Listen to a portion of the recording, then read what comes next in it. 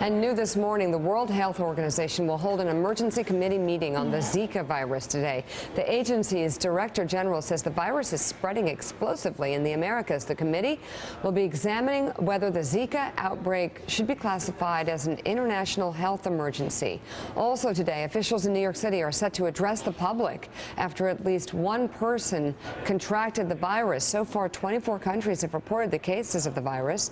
In Latin America, the virus has been associated with a steep increase in cases of microcephaly, in which babies have underdeveloped brains. So several weeks ago, Dr. Dave Campbell, who is the husband of somebody that works with us, said, you want to know what you guys are going to be talking about in 2 or 3 weeks? Zika He said, you're going to talk about the Zika virus, because there was a recommendation to limit travel to areas where the Zika virus was.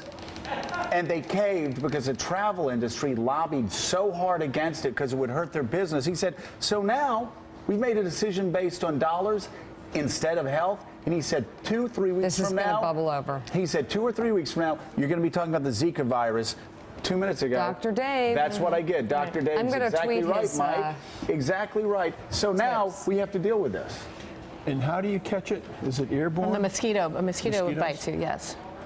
Hey YouTube fans, I'm Luke Russer. Thanks for checking out our MSNBC channel. Subscribe by clicking right here and click any of the videos over here to watch the latest breaking news, mini documentaries, conversations from Shift, and other digital exclusives. Check it out.